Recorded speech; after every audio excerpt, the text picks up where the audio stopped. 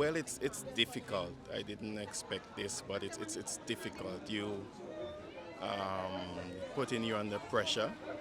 You want to make sure you feel in much pain so that you can bend, but you have to stand for what is right.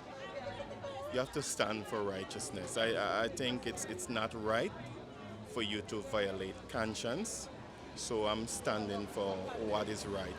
Well, I'm Roger Matthews, and I'm here today to stand with my union, and I'm in support of my union and what the union is doing, and we are here saying that we want reinstatement and we will not reapply.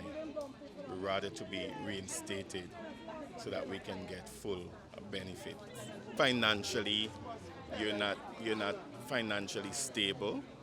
When you want to buy certain things, you can't because you're out of a job.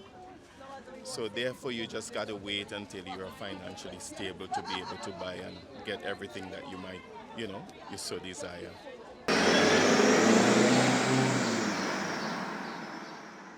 Okay. Hello, everybody. I am Vishnu Kar, a qualified assistant teacher. I taught at the Mariakwa Government School for the last 7 years.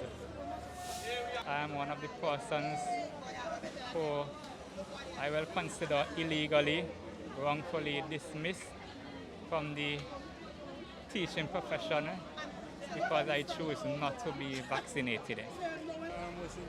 I thank God for my mom. She's the one there supporting me, give me a daily meal, breakfast, lunch and dinner.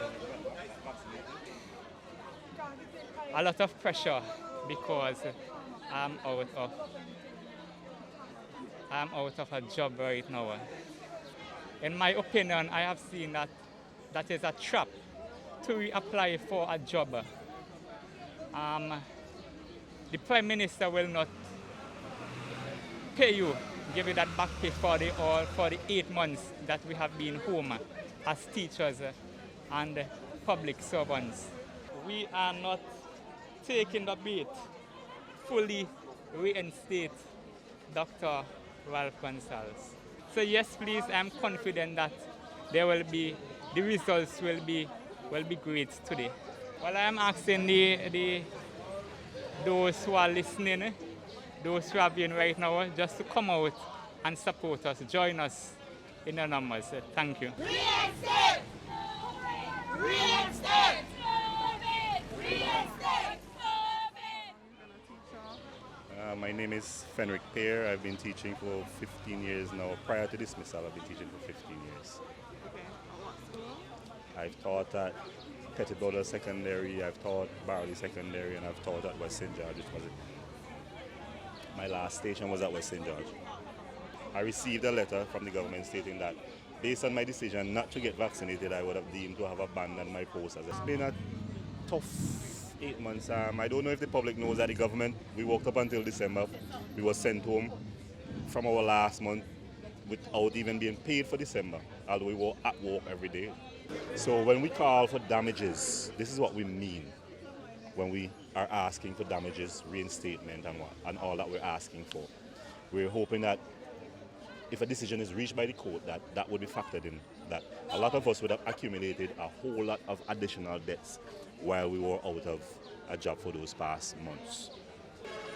I think that it's a divisive kind of tactic, because if there's a case in court that is pending and should be concluded by the end of this year, I don't see why now you would invite persons whom you wrongfully dismissed in the first place to reapply for their own post without any guarantee, any real guarantee that they're going to be adequately compensated for the suffering that they would have endured and experienced over these months. And anybody who falls for this, as we label it, a bait, I think it is unwise to really grab at such a bait, because there is no real promise of any real benefits after your sufferings for this. The most you can bank on is the fact that you're going to get back a job, nothing else. What about the embarrassment you would have suffered? What about the months of suffering? What about the accumulated debt that you would have incurred over this period of time? All these are things that we're considering when we ask for reinstatement, remuneration, and damages. We're here hoping to garner public support for our plight. That we have a genuine issue here that needs to be addressed, and if we can get the public support, maybe we can influence some positive change in the administrative mind. When I say the administrative mind, I mean the governing apparatus. I think a few teachers might be tempted to take up the offer because of the sufferings that they would have experienced for the past couple of months. A lot of people are frustrated right now that they have accumulating debts and they need to find some way of getting rid of this debt before the income to further losses. I don't think that anybody should rush and try to reapply. Whether you're a teacher, you're a custom officer, whatever department in the government that you work, I don't think it is a wise thing for anybody to grab at this bait and try to reapply for a job.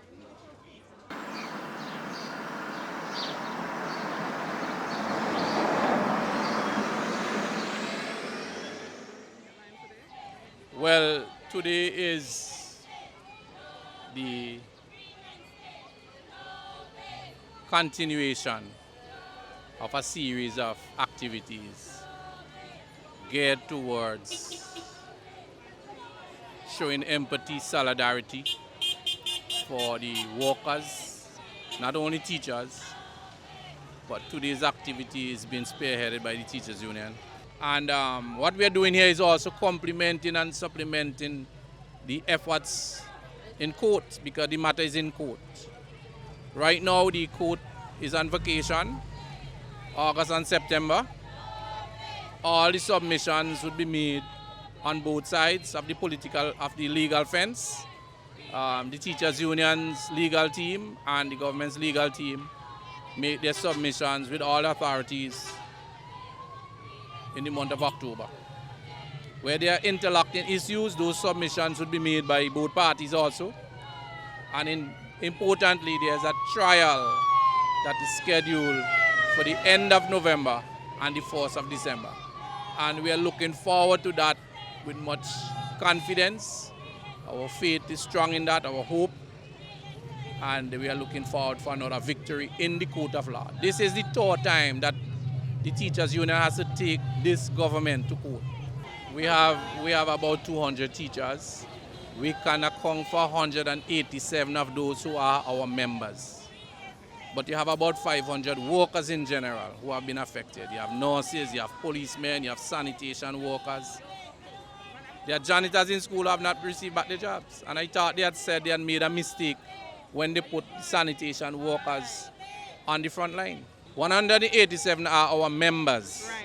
And but those they are teachers that are out of jobs now. Out of jobs. And when you check the list, a large percentage of them are graduates. Qualified assistant teachers. Teachers, the record are there to show that they have been performing. Well, choice is always an individual thing. We have observed that teachers have rights to choose what is best for you.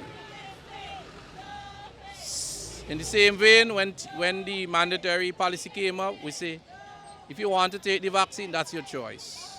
The union will still stand and represent you.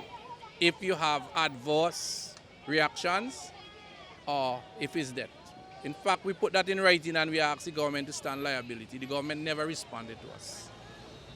Right? That letter was even sent to the Governor General and also the Attorney General. Nobody had the respect to even respond to us. Right?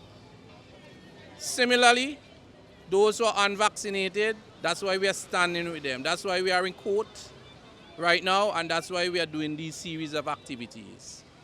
The point of the matter, the Prime Minister is a good talker. So what he needs to do, all that he's saying now, repeal the law and put what he's saying back into law. I noticed that a couple of people passing saying things like, You would always have that. Whatever happened, whether for or against, people are subject to their own expression. It's a free country. You express what you want, just don't infringe on the rights of others. That's the responsibility. So you would find some people would say this, but there are a lot of people who are in support, giving encouragement.